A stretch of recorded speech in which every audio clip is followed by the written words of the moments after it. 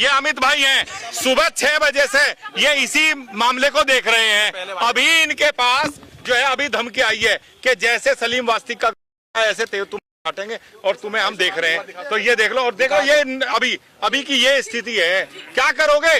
क्योंकि हम लोगों ने संरक्षण दिया हुआ था। हम लोगों ने ये है कि छोटे भाई ये सच्चाई उजागर कर रहे हैं, सभी भारत के सामने एक्स मुस्लिम बहुत अच्छा काम कर रहे हैं, इसलिए उन्होंने टारगेट करके मारा है। सुना दो सारे पत्रकार बंधु, ये लो एक मिनट चुप हो जाना भाई।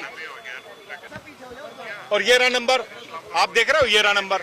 अभी तो ये स्थिति है, ये है +60, देख रहे हो? तो ये स्थिति है भैया। एक जगह रखिए। तो क्या लगता है इसका कंप्लेंट करने से प्रशासन मानेगी?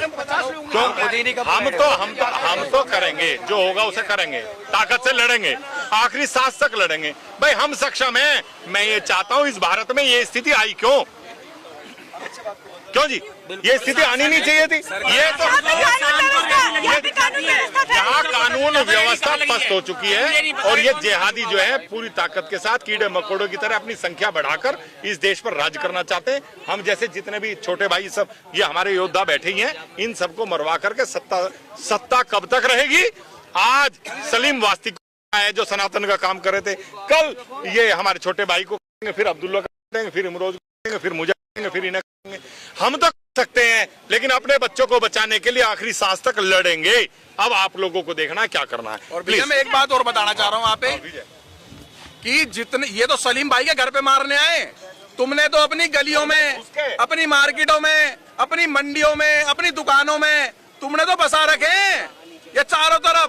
ये तुम्हारे को ये दूर से नहीं आएंगे, तुम्हारे से 2 कदम 4 कदम या 10 कदम की दूरी से आकर के तुम्हें ये जितने भी भूखे मर रहे हैं ना हिंदू, जिन्होंने अपने यहाँ किराए पे जिहादी रखे हुए हैं, ये नाई वाले कबाड़ी वाले, ध्यान रखना ये सब एक ही किताब को पढ़ते हैं, कोई अलग किताब नहीं है।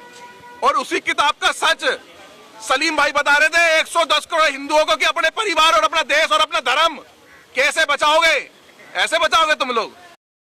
तुमने 1-1, 2-2 बच्चे पैदा कर रखे हैं, देंगे ये राक्षस, खा जाएंगे, निकल जाएंगे। 57 कंट्रियां ऐसे ही नहीं बनी है।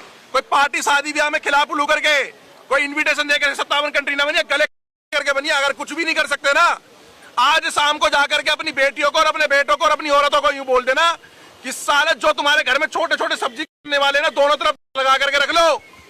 कल परसों, हफ्ता, महीना, 2 साल, 3 साल, 10 साल, 15 साल बाद तुम्हारे घरों में घुसेंगे और चीखें निकलेगी और पड़ोसी तुम्हारा दरवाजा भी नहीं खोलेगा। इतने बर्बरता से जाओगे। ध्यान रखना, ये जो मारा गया ना कमलेश तिवारी, रिंकू शर्मा, कन्हैया हत्याकांड और ऐसे बता रहे चिल्ला चिल्ला करके कि 10 करोड़ हिंदुओं का पूरी दुनिया में मार दिया गया। उसके बाद भी तुम सोच रहे हो कि हमारे पड़ोसी अब्दुल अच्छा है, और लड़की कह रही है हमारा अब्दुल अच्छा है। कोई अच्छे नहीं है। मैं आपसे हाथ जोड़ के बोल रहा हूँ, मैं बोल रहा हूँ कि बहुत तगड़ी होगी जाटवों की जातियां, और बहुत तगड़ी होगी वाल्मीकियों की जातियां, और बहुत तगड़ी होगी गुर्जरों की जातियां तो ऐसे दिखाओ ना, जिहादियों को ठिकाने लगा करके आपस में दिखा रहे हो कि मैं गुर्जर, मैं वाल्मीकि, मैं जाट, मैं राजपूत, मैं फलाना, मैं ढिमकाना। तुम्हारे बक्कल उतारेंगे ये बक्कल, ध्यान रखना। तुम्हारी जब बहन बेटियों की इज्जत लौट के खाएंगे ना ये लोग, कोई नहीं बचाने आएगा तुम लोगों को। और प्रशासन के पास कोई योजना नहीं है, सरकार के पास तुम्हारी बच्चियों बहन बेटियां बचाने के लिए कोई योजना नहीं है।